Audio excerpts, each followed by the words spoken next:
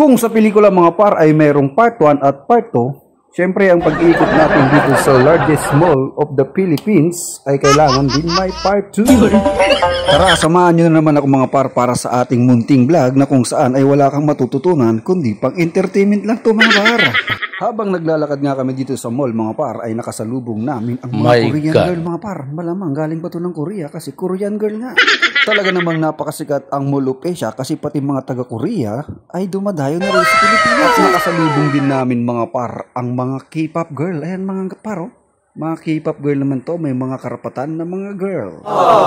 At ayun na mga par, naglalakad na kami para pumunta sa seaside kung saan makikita natin ng malapitan ang dagat na kung saan andun daw yung barko ng China mga par. At eto na mga par oh, mukhang napapagod na ito ng aking chikiting dahil napalaban siya sa lakaran. Sobrang laki ba naman itong MOA ay talaga namang mapapagod ka sa kakalakad dahil nga halos kalahating araw na kaming naglalakad dito.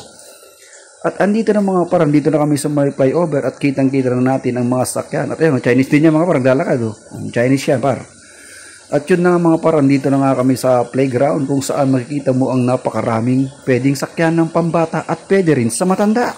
Kanina kasi mga par ay sobrang lakas ng ulan kaya yung mga tao ay nasa loob ng mall. Tignan nyo mga par yung tawag nito, yung sahig ay medyo baha pa kasi nga napakalakas ng ulan kanina at medyo umaambon-ambon pa mga par. Ayan oh, pwede ang sumakad dyan kay Bumblebee. Bumblebee yung nakalagay pero ano naman yan, Honeybee mga par. At talaga namang tuwan-tuwa ang mga bata rito pag pinasyal mo dito kasi napakaraming rides.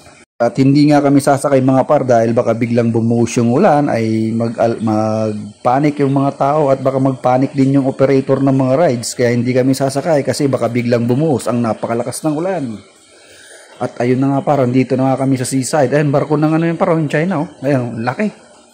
Yan yung barko ng China mga par. Nakatambay na dito sa MOA. Ayan oh.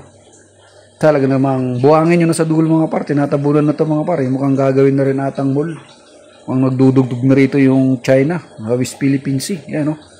Ito naman yung Baywalk mga par. At talaga namang napakaraming tao at nakapayang pa sila kasi nga medyo umaambon-ambon. Talaga namang napakagandang mamasyal dito mga par dahil pagkatapos mong maglakad-lakad sa mall at gusto mong mapag-relax at makalanghap ng sariwang hangin ay pumunta ka lang dito sa seaside na kung saan ay makikita mo nga itong karagatan na tinatabunan na ng buhangin. Kung gusto mo namang mag-rides mga par ng ganitong rides ay pwede ka rin sumakay dito. Kaso ayaw kong sumakay mga par dahil takot ako sa matataas na sasakyan dahil feeling ko nakakatakot eh. At kung gusto mo namang mag-drive ng mga ganitong sasakyan ay pwede rin mga par kahit wala ka lisensya rito ay pwede kang mag-drive. At napakasip din to mga par dahil ang nakapalibot dito ay puro rubber. Kahit magbungguhan kayo rito, ay hindi kayo maaksidente. At yun lang mga par, tapos ng ating mall tour.